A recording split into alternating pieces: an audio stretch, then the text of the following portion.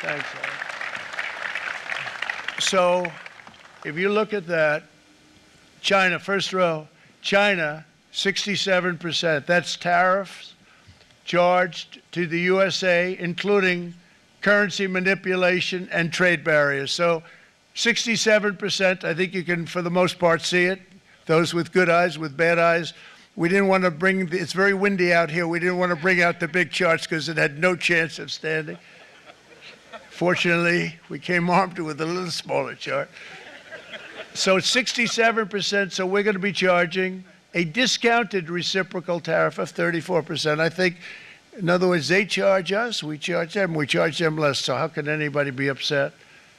They will be, because we never charge anybody anything, but now we're going to charge. European Union, they're very tough, very, very tough traders.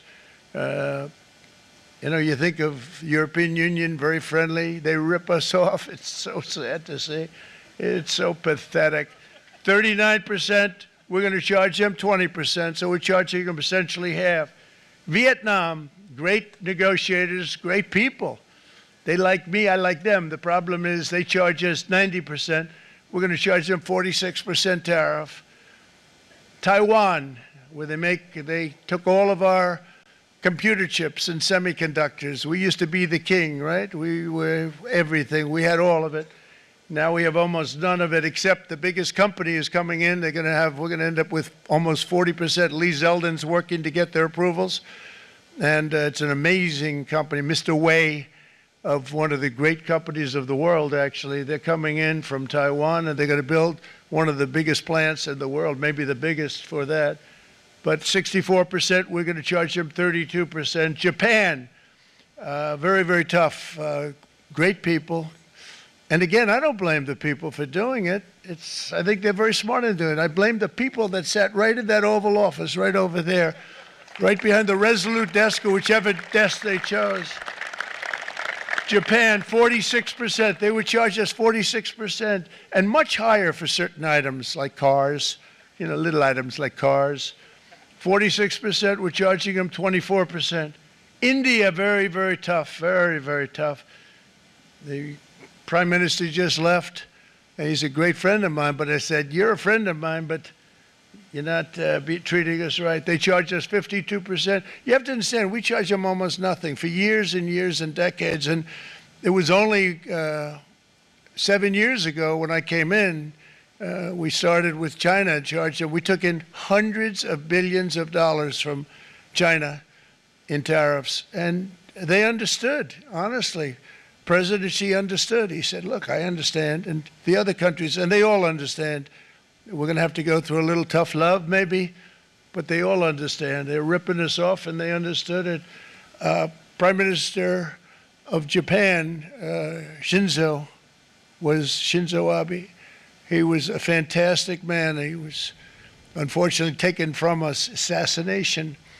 But I went to him and I said, Shinzo, we have to do something. Trade is not fair. And he said, I know that, I know that. And he was a great gentleman. He was a fantastic man, but he understood immediately what I was talking about. I said, Shinzo, we have to do something. He said, I know that. And we worked out a deal, and it would have been a much better deal, but frankly, there were many years left on the deal that was made previous to my getting there, but it was something. If you look at Switzerland, 61% to 31%. Indonesia, Malaysia, Cambodia. Oh, look at Cambodia, 97%. We're going to bring it down to 49. They made a fortune with the United States of America. United Kingdom, 10%, and we'll go 10%. So we'll do the same thing. South Africa, 60%, 30%, and they've got some bad things going on in South Africa. You know, we're paying them billions of dollars, and we cut the funding because a lot of bad things are happening in South Africa. The fake news ought to be looking at it. They don't want to report it. Brazil, 10%, 10%. Bangladesh is 74%. So you see what's going on. Pakistan, 58%. Sri Lanka, 88%. So what we're doing is we're taking not the full, we could take the full 88%. Thanks a lot, Howard. He's doing a very good job. How's he doing, all right? I think you better take it with you. It's not going to last very long. He's going to put it, it's going to follow you down with the wind. I brought a hat just in case it got too windy, but here, would anybody like a hat? I'm not giving it to a cabinet. I'm giving it to the auto workers. Come here.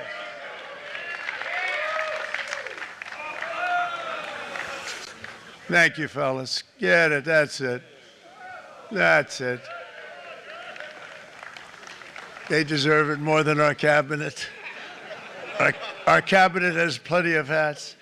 But you see the numbers. The numbers are so disproportionate. They're so unfair. At the same time, we will establish a minimum baseline tariff of 10%. You notice that on the chart. And that'll be on other countries to help rebuild our economy and to prevent cheating. So we're going to have a minimum of cheating, and we're going to be very severe on the people that at the gate that watch the tariffs and watch the product coming in, because there's been a lot of bad things happening at the gate because the money is so enormous that you're talking about. There's never been probably anything like it in terms of the enormity, and there are a lot of bad things happen at the people that do the check-in, and they're looking at 10-year jail sentences if they do play. We're going to treat them so good, but if they cheat, the repercussions are going to be extremely strong. Foreign nations will finally be asked to pay for the privilege of access to our market, the biggest market in the world. We're right now the biggest market in the world. We had a great country 4 years ago in terms of the economics. We were doubling up on China. We were doing so well. Nobody was going to catch us, but so much of it slipped away over the last 4 years under Biden. I campaigned on this policy throughout last year, and today that promise was made, and it was also a promise, as you know, that was kept. Promises made, promises kept. To any company that objects to our common sense reciprocal tariffs, again, reciprocal, back and forth, back and forth. And I call this kind reciprocal. This is not full reciprocal. This is kind reciprocal. But what we do is we cut it in half. We charge them. My answer is very simple if they complain. If you want your tariff rate to be zero, then you build your product right here in America, because there is no tariff if you build your plant, your product in America. And we've seen companies coming in like we've never seen before. Likewise to all of the foreign presidents, prime ministers, kings, queens, ambassadors, and everyone else who will soon be calling to ask for exemptions from these tariffs. I say, terminate your own tariffs, drop your barriers, don't manipulate your currencies. They manipulate their currencies like nobody can even believe, which is a bad, bad thing and very devastating to us. And start buying tens of billions of dollars of American goods. Tariffs give our country protection against those that would do us economic harm. And many people were looking to do us economic harm. Maybe not so obviously, but they were doing tremendous economic harm. But even more importantly, they will give us growth. These tariffs are going to give us growth like you haven't seen before. And it'll be something very special to watch. I am so looking forward. And Brian, it's going to happen even faster than you said. You know, you might say, but it's already started. It's already started. Work's already begun on plants all around the country. And you see that as before. These are big, rich companies. We have $61 billion started on a big plant going up. It's going to be announced over the next 2 days, and they already started work. Many of these the biggest companies in the world, they've committed to build, build, build. We're going to build, build, build, sir. And they came here to see me, and wanted to know if they could have a press conference. I do as many as I can. I'm pretty busy trying to stop Russia and Ukraine and the Middle East. We got to stop that. We got to stop the Houthis, which we're making tremendous. They like shooting ships down and out of the water, sinking ships. They get a kick out of it, but they're not getting such a kick out of it now, are they, Mr. Secretary? They're not getting such a kick out of that now. But here are just a short list of some of the companies that have already announced and committed to investment. And this is a company that built its factories and its plants in China. Apple is going to spend $500 billion. They never spent money like that here. They're going to build their plants here. SoftBank, OpenAI, and Oracle, great companies, are investing $500 billion almost immediately.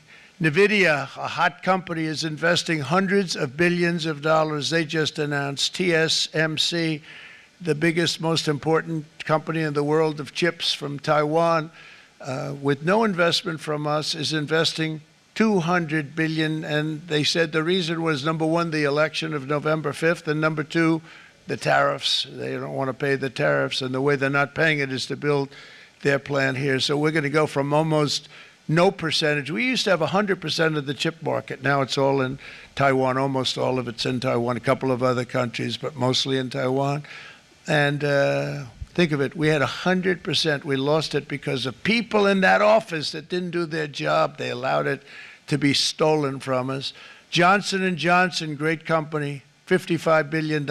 Eli Lilly, $27 billion. Meta is investing $500 billion. Wow. DeMac is investing $20 billion. CMA, CGM, $20 billion. And then you have Merck and Clarios, Stellantis, General Motors, GE Aerospace, Honda, Nissan, Hyundai are all putting in billions and billions of dollars, and they're committed 100%. So. And we've never had, and this is after 2.5 months. This is after just a short, this all took place as soon as we came out with what everybody wanted to do. You know, I watched a gentleman today on television, used to work with Lee Iacocca, a very respected automobile person, and he said, you know, because they're asking people, and they try and get as many negative people as they can, but they can't find them too much. It's pretty hard to find in terms of what we're doing, especially when they see all this investment. They said, so tell me, what do you think of what Trump is doing from the automobile standpoint? He said, I can't believe it. Somebody is finally, he's an older guy, real pro, really top guy, with Lee Iacocca. He said, I never thought I'd see the day when this would happen, where somebody had the courage to go and do what has to be done. This is transforming our nation. Our entire nation is going to be transformed, not only with the cars, but on every single other item that's built. We're going to become an industrial powerhouse. And he said that so beautifully today. In fact, I'm going to find out, I'm going to get a tape, and Bruce, I'm going to get that tape, and I'm going to send it to you out in Long Island, and you're going to play it for the people. And all your union workers and your non-union workers out there, you got a pretty even split. But we have, so far, it looks like we're going to have about $6 trillion of investments, and you wouldn't do that in years in this country over the last number of years. $6 trillion, and that's going to be much higher by the end of the year. And think of what $6 trillion is. You wouldn't have even a small percentage of that under this other system. We're going to be an entirely different country, and it's going to be fantastic for the workers. It's going to be fantastic for everyone. There will never have been a transformation of a country like the transformation that's already happening in the United States of America. It's an incredible thing to watch, and it's incredible to meet with the top people, people that you read about, very wealthy people, or people that are great managers and executives and presidents of big public companies, and to watch the enthusiasm they have now that they didn't have. They gave up on our country. They went to foreign countries and they built. Companies are pouring into our country at levels never seen before, with jobs and money to follow, and it's really beautiful. In the coming days, there will be complaints from the globalists and the outsourcers and special interests and the fake news. Always, the fake news will always complain. But never forget, every prediction our opponents made about trade for the last 30 years has been proven totally wrong. They were wrong about NAFTA. They were wrong about China. They were wrong about the Trans-Pacific Partnership, which would have been a disaster if I didn't terminate it. If I didn't terminate that, United Auto Workers, you would have had no jobs in this country. You would have had no jobs. It was all going to other countries. In my first term, they said tariffs would crash the economy. Instead, we built the greatest economy in the history of the world. And again, I have great respect for President Xi of China, great respect for China, but they were taking tremendous advantage of us, and I commend them for that. I say, hey, if you can get away with it, that's okay. But, they understand exactly what's happening, and they probably, most of them are saying it's about time they did something, but, and they're going to fight, and they're going to fight fair. Everyone's going to fight. It's like, I say to the leaders, look, you got to take care of your country, but we have to start taking care of our country now. We can't do what we've been doing for the last 50 years. From the day of my election, the stock market went up in my first term 88%, with NASDAQ going up 155%, more than any president has ever had in any term in office, by far. And I think we're going to blow that away. And maybe the numbers won't show, but I think they're going to show much better than even those numbers. But what you're going to see is you're going to see activity, that empty, dead sites, factories that are falling down. Those factories will be knocked down, and they're going to have brand new factories built in their place. They're not only talking about renovating, they're talking about brand new, the best anywhere in the world, the biggest anywhere in the world. I have a friend who builds car plants, and I said, I want to see the biggest and the best. He said, well, we have to go to Mexico. I said, no, I want to see it in the United States. He said, we're not building them in there. This is a year and a half ago during the campaign. He said, we're not building it. You'd have to go to Mexico. When I was starting to decide to run, and I went to #1 in the polls very rapidly, I want to say, like, let's say in the first hour.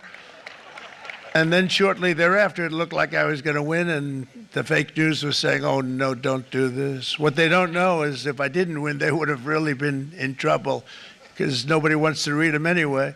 But I tell you what, when it looked like I was going to win, I announced that I was going to be doing exactly what we're talking about today. Great consistency, actually, because I've been talking about it for 40 years. But because I saw what was happening 40 years ago. If you look at my old speeches when I was young, very handsome, my old speeches, and people would say, I'd be on a television show, I'd be talking about how we were being ripped off by these countries. I mean, nothing changes very much. The only thing that changed were the countries, but nothing really changes. But it's why it's such an honor. It's such an honor to be finally able to do this. If you look at China, I took in hundreds of billions of dollars in my term, hundreds of billions. They never paid 10 cents to any other president, and yet they paid hundreds of billions, so much so that Biden couldn't do anything. They wanted to try and terminate it because he had a very special relationship with China. You know what the relationship was? He had a special relationship. But the numbers were so big, that they couldn't do it. So they did ease it up. They did things that they shouldn't have done. They made it a lot more comfortable for them, but they couldn't do it because the numbers were hundreds of billions of dollars, and I did that. And we were on our way to doing something like incredible. And then we had a very bad election happen, a lot of bad things happened. So when I said we got to do it again, I said we have to make it too big to rig. And we made it too big to rig, and we won in records, and it was a monumental win. And it was such an honor to see so many of you, like Brian and your friends, here with us to celebrate, and to more importantly celebrate what we're doing, because that wouldn't be a full celebration if we didn't do this, because this will be an entirely different country in a short period of time. It'll be something the whole world will be talking about it. The critics made the very tired predictions earlier this year, but in February, core inflation dropped to the lowest rate in 4 years, and the price of eggs, as you know, just in a month and a half, we were there for 4 weeks, and the first week I got blamed for eggs. I said, I just got here. They said eggs have gone up at like 250%, and you can't get eggs. And they were going crazy, and I said, I just got here. And then we got to work on eggs, and we got to work on everything, and our great Secretary of Agriculture, you did a fantastic job.